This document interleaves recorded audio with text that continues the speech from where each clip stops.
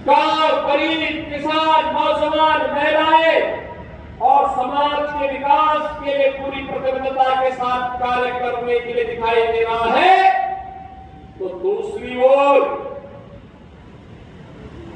Samajwadi party, Congress का इंडी गठबंधन है। बहनों और भाइयों, कितना झूठ और फरेब इनके द्वारा कहा गया। इन्होंने कहा था खटाखट चुनाव के बाद, क्या खटाखट से किसी को 1 लाख रुपया मिला क्या? किसी को पैसा मिला क्या? आप समाजवादी पार्टी और कांग्रेस के लोगों से पूछो कि पैसा कहां गया। बहनों और भाइयों, ये तो मां विंध्यवासिनी का धाम है, नारी शक्ति के जागरण का धाम है, नारी अस्मिता और नारी स्वाभिमान का धाम है। और हमारी परंपरा में कहते हैं यत्र नारस्तु पूज्यन्ते रमन्ते तत्र देवता, जहां साक्षात मां विंध्यवासिनी स्वयं विराजमान होकर के, मां अष्टमी स्वयं विराजमान होकर के अपने आशीर्वाद बरसा रही हो, उस पावन धरा समाजवादी पार्टी के लोगों ने तो आज वहां भी नहीं छोड़ा। बहनों भाइयों, देख सफाई बिटिया घबराई, आज आप देख सकते हैं। और मैं इसीलिए आपसे कहने के लिए आया हूं, अयोध्या में एक निषाद बिटिया के साथ इन समाजवादी पार्टी के नेता मुइन खान के द्वारा क्या व्यवहार किया गया था। अब आप बताओ, इसमें क्या कार्रवाई नहीं होनी थी? क्या कार्रवाई होनी चाहिए थी ना? और हम लोगों ने जब कार्रवाई की तो ऐसे लगा जैसे समाजवादी पार्टी के नेता जमीन आसमान एक कर देते। कन्नौज में एक बेटी के साथ किस प्रकार का व्यवहार समाजवादी पार्टी के नेता के द्वारा किया गया। और इसीलिए मैं कह रहा हूं, देख सफाई बिटिया घबराई, ये समाजवादी पार्टी आज यह तो एक प्रोडक्शन हाउस बन गया है, माफिया और अपराधियों को पालने का प्रोडक्शन हाउस है। यानी जहां पर हर दुर्दांत अपराधी, हर दुर्दांत माफिया, हर दुर्दांत दुष्कर्मी जहां से पैदा होता है, और इसके सीईओ अखिलेश यादव है, इनका ट्रेनर शिवपाल यादव है। और इसीलिए मैं आपसे कहने के लिए आया हूं कि बहनों और भाइयों, ये माफिया और ये अपराधी किसी के नहीं हुए। जहां जाएंगे पूरी संपत्ति हड़प लेंगे, गरीब को उजाड़ देंगे, कमजोरों को पर अत्याचार करेंगे, बेटी और बहन की इज्जत पे हाथ डालने का काम करेंगे। कभी समाजवादी आंदोलन देश का एक आदर्श आंदोलन माना जाता था।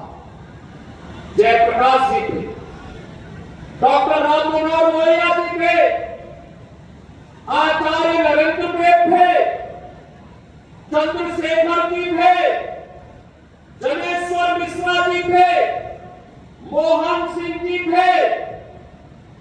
एक आदर्श था इनका। इन्होंने कहा था मूल्यों की राजनीति करने की बात की थी। इन्होंने कांग्रेस के खिलाफ आंदोलन का संघर्ष किया था। कांग्रेस के अराजक भ्रष्ट गतिविधियों के खिलाफ इन्होंने संघर्ष किया था। लड़े थे देश के लिए, लोकतंत्र के लिए लड़े थे।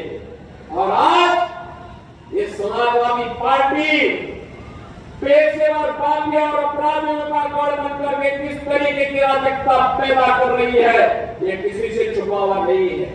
और इसीलिए मैं आपसे कहने के लिए आया हूं, बहनों भाइयों, कहने के लिए आया हूं, आखिर यह अतीक अहमद किसकी देन है? ये मुख्तार अंसारी किसकी देन था?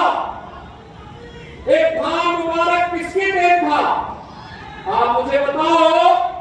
मैं आपसे कहने के लिए आया, यही कहने के लिए आया हूं, कृष्णानंद राय की हत्या भारतीय जनता पार्टी के विधायक की हत्या सरेआम गाजीपुर जनपद के अंदर की गई थी। जब कृष्णानंद राय की हत्या हुई थी, बहनों और भाइयों, जब कृष्णानंद राय की हत्या हुई थी, उनके साथ रमेश पटेल भी थे, रमेश यादव भी थे और ऐसे अन्य लोग थे जो कृष्णानंद राय के साथ ही जिनको गोलियों से इस माफिया ने खून डाला था। लेकिन बहनों और भाइयों, समाजवादी पार्टी की सरकार की कुछ भी कार्रवाई नहीं हुई। ऐसे ही प्रयागराज में हुआ था। राज्यपाल बहुजन समाज पार्टी के विधायक थे, समाजवादी पार्टी की सरकार थी।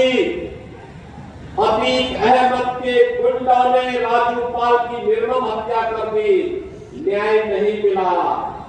लेकिन न्याय इस परिवार को तब मिला जब डबल इंजन की भाजपा की सरकार आ गई।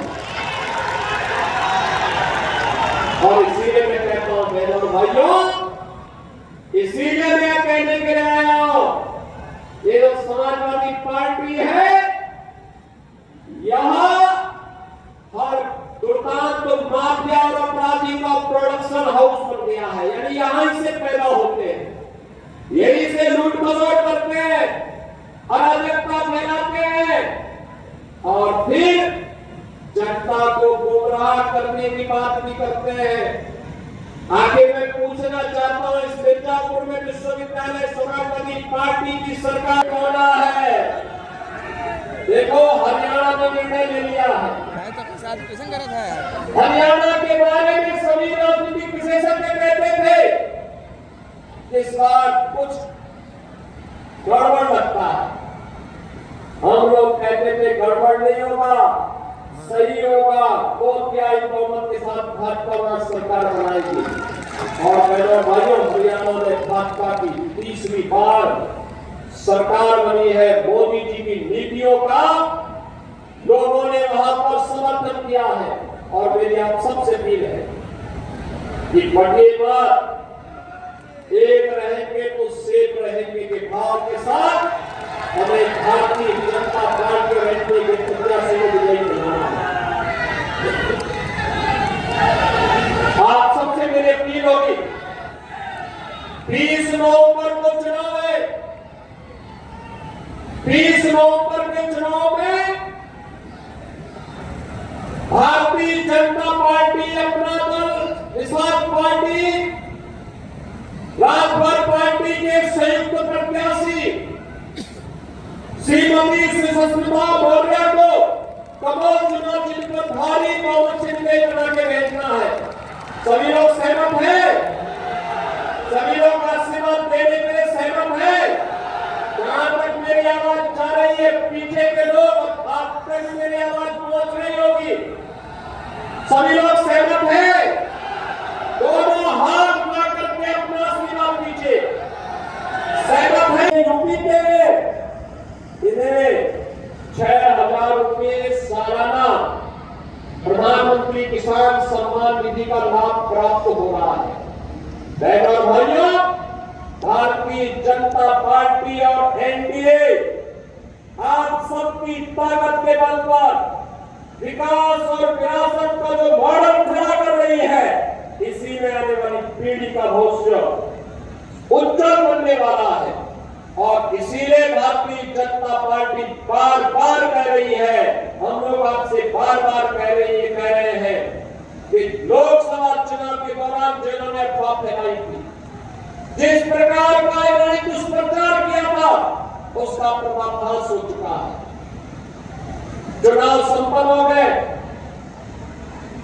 मोदी जी तीसरी बार प्रधानमंत्री बन गए। तीसरी बार प्रधानमंत्री बनने के बाद भी आज भी बाबा साहब भीमराव अम्बेडकर के द्वारा बनाया गया संविधान वैसे ही है।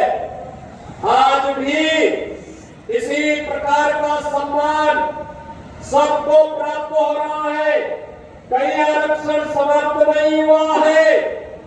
और बहनों और भाइयों, जिन्होंने झूठ बोला था कि लोकसभा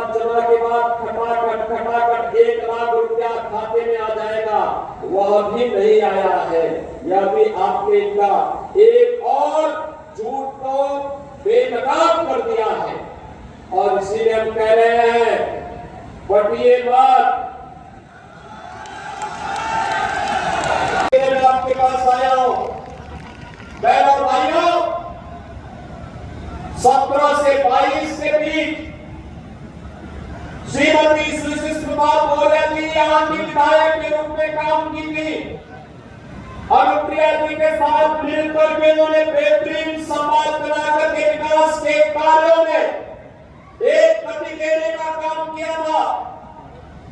2022 में डॉक्टर विनोद बिंदु को भारतीय जनता पार्टी और एनडीए की ओर से टिकट देकर के यहां पर प्रत्याशी बनाया गया।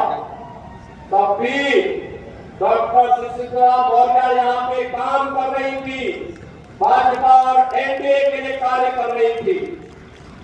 जब भी मैं यहाँ पर आया किसी भी चुनाव में, श्रीमती रिंकी कौर के चुनाव आया हो या फिर लोकसभा चुनाव में, तब भी वे यहाँ पर थी, काम कर रही थी। और इसलिए पहले और भाइयों, आज मैं आपसे अपील करने के लिए आया हूँ, यही अपील करने के लिए आया हूँ।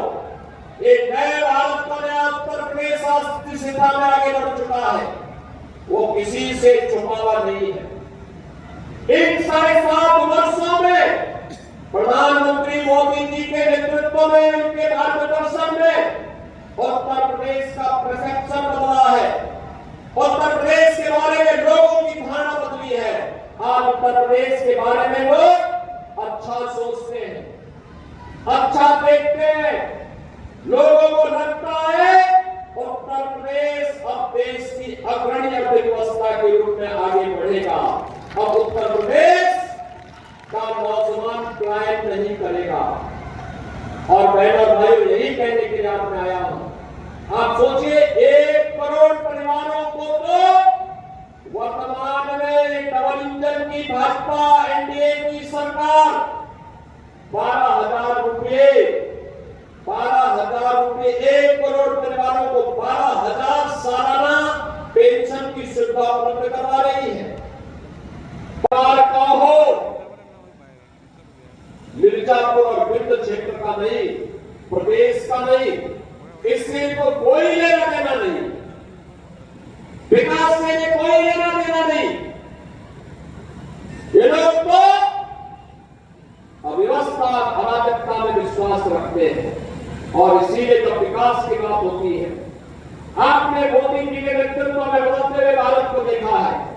आज तो प्रधानमंत्री मोदी जी ने भी कह दिया है कि देश के अंदर 50 करोड़ लोग पहले से 5 लाख रुपए की स्वास्थ्य बीमा का कवर प्राप्त कर रहे थे। अब तो मोदी जी ने कह दिया है 70 वर्ष के ऊपर के जितने भी बुजुर्ग होंगे सबको हर वर्ष 5 लाख रुपए की फ्री में स्वास्थ्य की सुविधा मिलेगी। अब मुझे बताओ, क्या इसमें भी जाति की बात है क्या? तो जो भी है सबको मिलेगा, सबका साथ और सबका विकास, सबका साथ और सबका विकास यही होता है। राशन 15 करोड़ लोग यूपी में और देश के अंदर 80 करोड़ लोग फ्री में राशन का लाभ प्राप्त कर रहे हैं। पिछले 4.5 वर्ष से प्राप्त कर रहे हैं और अगले 5 वर्ष तक प्राप्त करते रहेंगे। आप सोचिए, 4 करोड़ गरीबों के मकान बन गए। अकेले यूपी के अंदर 56 लाख गरीबों के मकान बन गए। 12 करोड़ गरीबों के घर में शौचालय बन गए। देश में यूपी के अंदर 2 करोड़ 62 लाख घरों में एक शौचालय बन गया। बहनों और भाइयों, 10 करोड़ गरीबों के घर में उज्ज्वला योजना का कनेक्शन पहुंच गया। और हम लोगों ने तो तय किया है कि होली और दीपावली में फ्री में एक भरा सिलेंडर उपलब्ध करवाएंगे। वह आज वर्तमान में भी मिल रहा है। और इसीलिए आज मैं आपसे कहने के लिए आया हूं, बहनों और भाइयों, विकास का जो क्रम यहाँ की माननीय सांसद श्रीमती प्रिया पटेल जी की नेतृत्व में यहाँ के लोकप्रिय विधायक के रूप में कार्य कर रहे डॉक्टर विनोद बिंद के नेतृत्व में आगे बढ़ा था। यह सिलसिला थमना नहीं चाहिए और इसके लिए यहाँ पे डबल इंजन होना ही चाहिए। इसके लिए विधानसभा चुनाव में भी मधुआ क्षेत्र से जुड़े हुए मेरे सभी उपस्थित बहनों और भाइयों, मां विंध्यवासिनी की कृपा भूमि अष्टभुजी माता का आशीर्वाद से सिंचित विंध्य क्षेत्र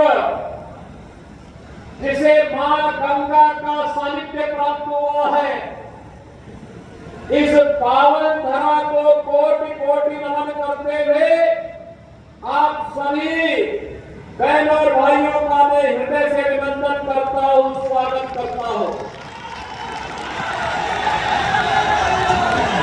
बहनों और भाइयों, युग तुलसी के रूप में विख्यात स्वामी राम किंकर जी महाराज की यह पावन धरा है और यह वर्ष पंडित राम किंकर जी महाराज की जन्म शताब्दी वर्ष भी चल रहा है। मुझे लखनऊ और अयोध्या के कार्यक्रम में जाने का सौभाग्य प्राप्त हुआ था। इस पावन धरा को कोटि कोटि नमन और मिर्जापुर की धरती सिद्धों संतों योगियों की साधना की भूमि है। स्वामी अगड़ानंद जी महाराज, स्वामी हंस देवराहा बाबा जी महाराज की भी पावन साधना की भूमि है। इन सभी वरिष्ठ पूज्य संतों को भी मैं यहीं से सादर अभिवादन करते हुए आप सभी को देवोत्थान एकादशी और कार्तिक पूर्णिमा की भी हृदय से बधाई देता हूं, अग्रिम शुभकामनाएं देता हूं। बहनों और भाइयों, फर्क साफ है। आज भाजपा की एनडीए की सरकार, डबल इंजन की सरकार केंद्र और राज्य में काम कर रही है। अब हमारा विंध्य क्षेत्र विकास के लिए हाथ नहीं फैलाता है, बल्कि विकास स्वयं उनके पास आता है। याद करिए, कभी यह क्षेत्र खनन माफिया और भू माफिया के लिए जाना जाता था और आज अच्छे जनप्रतिनिधि आप चुनते हैं, अच्छे सांसद चुनते हैं, अच्छे विधायक चुनते हैं, तो आज मिर्जापुर की पहचान मां विंध्यवासिनी धाम के कॉरिडोर, भव्य कॉरिडोर के लिए हो रही है। अपना स्वयं मिर्जापुर का मेडिकल कॉलेज है। आज इस क्षेत्र में मां विंध्यवासिनी के नाम पर एक विश्वविद्यालय की स्थापना भी हो चुकी है और अब तो याद करिए, देश के यशस्वी प्रधानमंत्री आदरणीय श्री नरेंद्र मोदी जी ने इंटरनेशनल सौर एलायंस के लिए फ्रांस के प्रधानमंत्री को लेकर के स्वयं यहां पर आए और यहां पर सोलर का सबसे बड़ा प्लांट का उद्घाटन उन्होंने स्वयं किया था। बहनों और भाइयों, मैं आज इसीलिए आपके पास आया हूं आपसे कहने के लिए, आपने बदलते हुए भारत को 10 वर्ष में मोदी जी के नेतृत्व में देखा है। आपने इस चुनावी जनसभा के मंच पर विराजमान उत्तर प्रदेश के 26 करोड़ लोगों के दिल में बसने वाले अत्यंत लोकप्रिय कर्मयोगी मुख्यमंत्री, जिनकी लोकप्रियता केवल उत्तर प्रदेश तक ही सीमित नहीं है, बल्कि हम रोज टीवी मीडिया में देखते हैं कि देश के तमाम राज्यों में आज वहां की जनता आपको देखने और सुनने के लिए लालायित है। ऐसे माननीय मुख्यमंत्री श्री योगी आदित्यनाथ जी का मैं अपने संसदीय क्षेत्र मिर्जापुर की जनता की ओर से बारंबार अभिनंदन वंदन स्वागत करती हूँ।